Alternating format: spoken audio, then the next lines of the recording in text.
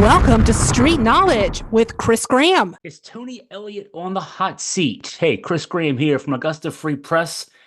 And the short answer is it's at least warm and maybe getting warmer. I think it's fair to speculate how the big season that a lot of folks seem to think is in store for Virginia Tech just down the road might factor into the thinking around Tony Elliott in Virginia. And I think, when you look around, I've been reading a lot about some buzz around Tech being a sleeper pick to contend in the ACC this year. Some analysts even suggesting Tech could sneak into the ACC championship game picture, and that means 9, 10 wins. I mean, that's, to get into the ACC championship game now, it's a one conference setup again, no divisions. Top two teams overall get into that championship game. So we're not talking about a coastal team getting in with a 7-5 or 8-4 record. So if Brent Pry in year 3 of his regime has Tech on the doorstep of an ACC title game, it's hard not to imagine the people who pay the bills at UVA saying, wait a second, our guy's in year 3, and what are we getting for our dollars? The media vote in the preseason ACC football poll has Virginia preseason 16 in the 17-team league. I've seen projections from the computers, and the Vegas people who, they make money by using their computers to try to get you to bet one way or the other. 4 or 5 wins, 4.5 to 5 wins. I think the ESPN FPI had 4.6 wins. The Vegas number I saw was 5.1. So let's put it right there at the 5 mark. I'm pretty much the only media type out there who thinks that a bowl is possible this year. A bowl is just 6 wins. So not much more than what the computers seem to be projecting. But even simple bowl eligibility would pale in comparison to 9 or 10 wins in Tech in their year 3 with their new coach. Elliott's in year 3 at Virginia. If Tech down there is competing for a chance to play either Clemson or Florida State, most likely, maybe Miami, who knows, in an ACC championship game, and that would then say, hey, you win that game, you're in the playoff, right? 6-6 isn't quite the same as that. And then that's if things go well. I mean, the schedule is nice at the beginning of the season for Virginia, and then the second half really starting with game 6, and then the second half is just it's not easy. It's not gonna be good. I've written about how the schedule sets up that, I mean, Virginia could be 4-0, maybe even 5-0. And that's like stretching it. I understand. But there's 5 winnable games, very winnable games at the start of the season. What if they don't go 5-0 or 4-1? What if that, the winnable stretch of games ends with a 2-3 record? What happens then? Those last 7 games that Virginia could and I think likely will be an underdog in all 7 of those games, at least where we're sitting right now. And that's even, I think, even with a 5-0 start, they're still underdog in those last 7 games against that schedule. If you're 2-3, even 3-2, you could be looking at a 2 or 3 win season here. The one thing I've been running consistently is that Virginia is not the kind of school that cuts bait with a coach after year 3. But the word we got here at AFP over the weekend is that there's rumbling among the donors. And it's a lot about the 55-17 loss to Tech to end last season. Virginia was competitive, 3-9 record, but competitive. There were games blown. I attribute at least 3 losses to special teams miscues, 3 one-score games that 2 had blocked punts returned for touchdowns. 1 had a penalty on a missed field goal at the end of regulation that set up a chip shot field goal that NC State made. If you win a couple of those games, you're on the threshold of a bowl last year. But instead, they weren't, and then they got blown out. That 55-17 was not indicative of how much of a thorough beatdown. And that's a 38-point win, but Tech, oh my God, that game was not close from the start. So what we're hearing is that the magic number's 5. That's what the computers seem to think is possible. I mean, a 4.6 to 5.1 in the computers, right? And I'm just going to quibble on that. 5 wins is still not bowl eligibility. And if Tech down the road is 9 wins, 10 wins, I don't know that even 5 does it. I think getting into a cold weather bowl And that's only 6 wins, but I think, getting to 6 wins is going to be essential for Tony Elliott and his staff. Um, and I think a big part of that is not just what Tech's doing down the road, but that $80 million football ops center that opened earlier, I guess right before the summer in June.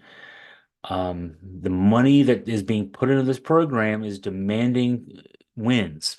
The people who put the $80 million together to build that facility didn't write big checks to see Virginia not win games. The kind of people who write big checks are not the kind of people who have access to money because they make bad decisions with their money. They're not paying for Virginia to have great academic facilities for its football team. They're paying for that to be a selling point to get a better football team. We all know money drives the decisions. The biggest issue for UVA athletics is 20,000 empty seats every Saturday. I guess there's at least a Friday game this year too. So every Friday or Saturday. The bottom line impact on that is obvious. Virginia makes about $7.5 million less in ticket sales for football per year compared to Virginia Tech. That number is probably going to be a bigger discrepancy this year with Tech expected to be a ACC contender. So, I mean, that's $7 or $8 million at least, maybe more this year. When, as we reported last week, Tony Bennett, basketball coach, was told he's not going to be able to fill a couple of open staff positions because of budget cuts. That's where this comes down to. It's not just for football; it's for everything across the board.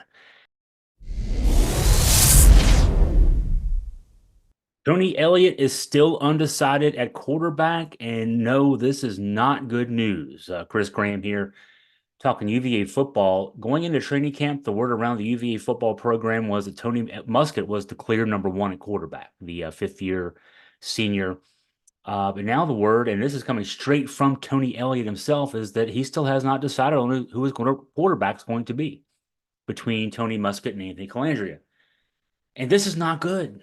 On whatever reason you may have for not naming a quarterback, it's not good. Here's the quote from Elliott after practice on Monday. I'm hopeful that as we get through this week, in fairness to whoever it is, at least we have a week to prep as a starter. But we're going to have some tough conversations with all of our personnel over the next couple of days. So the training camp ended. Now Virginia is into game week phase, even though the opener is August 31st. We're still 10 days away, a little bit of extra time to, get the game plan together, et cetera, et cetera. So it's down to Muskett, who was the starter at the beginning of the season last year, started 6 games. He was in and out of the lineup with injuries. Anthony Calandria, who has a true freshman, stepped in and started 6 games. Pretty much similar numbers. Uh, Similar passer ratings, completion percentages, touchdown interception ratios. They're in a lot of ways the same guy. The Ideally, to me, Muskett's the guy. Just from a succession standpoint, Muskett's a fifth-year senior. He's done with college after this year. Calandria is a sophomore, has 3 years of eligibility, whether he uses one of those years this year, and then, junior and senior year the next 2 years, or if he redshirts this year, he still has 3 years left after this year. To me, the worst case scenario here is they both shuttle in and out of the starting lineup. There's no continuity to the offense, and Muskett doesn't shine enough to keep Calandria from burning the red shirt. And so you waste a year of his eligibility to get half a guy. The hard thing to tell here is the fact that there's no decision made because neither has distinguished himself, and the choice comes down to the lesser of two evils, or is it just that they're both playing so good that you can't go wrong either way? I don't think it's the latter, unfortunately. So going into the camp again, Muskett was the guy we were told was the guy. Elliott, so I said worst case scenario, even worse, he's suggesting he might play both. In fact, a question was asked of him at the press gaggle after practice on Monday if he was going to do a 2 QB, system, and he said he might. And the old saying in football is if you have two quarterbacks, you don't really have one. I hate to say it, I'm the guy who's been positive about UVA football going into the season, but it's starting to feel to me already that things are going off the rail with the season. Alabama is paying its football general manager a lot of money, which leads to the question, does UVA football even have a general manager? Hey, Chris Graham here. So I saw a headline on ESPN.com earlier this week about Alabama giving its football general manager a record contract. And that made me think, I don't know that UVA football has a general manager. I'm going to have to ask about this. So I did what I do. I sent a note to the folks in media relations and got the answer back. Quick answer. No, we don't have a general manager for the football program. So let me tell you what the issue there might be then. A guy named Courtney Morgan is the general manager for Alabama football. And the record contract that was referenced in that ESPN story is $825,000 a year for the next 3 years. The background on Morgan is he followed Kalen DeBoer. I'm not sure how to pronounce that name. He's the new Alabama coach, and I've not heard the name said out loud. He was the coach at Washington last year, was in the national championship game. I just didn't pay attention. DeBoer will go with the guy hired to replace Nick Saban. Not an easy job to have there. He brought Morgan with him to be his GM. He had him as his GM up at Washington for a couple of years. And this GM job, let's explain what that is. Football general manager to college level. What is it? It's a roll up of recruiting director, player personnel director, and budget director. Let's just all three of those roles. He's being credited, Morgan is, with assembling in Alabama what is now the second ranked recruiting class for the 2025 recruiting cycle. And the work he's already done there has gotten him attention. USC, Southern Cal, came calling when Morgan was originally contracted to Alabama. He was making $500,000 a year. After Southern Cal made a run at him, Alabama upped his pay from $500,000 a year to $825,000 a year. For context on what that means, UVA's athletic director makes $1.09 million, so about $270,000 more. She runs the whole athletics program at UVA. She does all that work and budgets and all that stuff for 27 sports, not one. And so Alabama is playing pretty seriously here, right? Now we need us a football general manager trend in the college game is still pretty new. But more schools are seeing the value of having one person overseeing the increasingly complicated player acquisition part of the business. It used to be, I was explaining to somebody today, back when George Welsh was coach, let's go back to just, to the good old days. You had to recruit high schools. That's what you recruited. There was no transfer portal. There were guys transferring at the college level, but there was no portal. And you had a year to sit out. Transfers were just an afterthought. I mean, you might pick up a transfer here and there, but you weren't working the transfer route. You were focused. You had your player personnel director focused, your recruiting director focused right there on the high school game. You didn't have NIL. You didn't have to worry about budgets.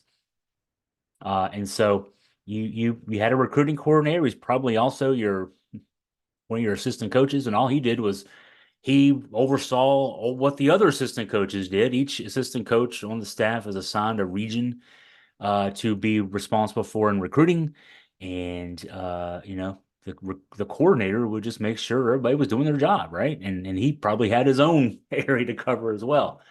Well, in this day and age now, you've got high school recruiting, you've got the transfer portal, which is a 24/7, 365. Everybody's a free agent every year.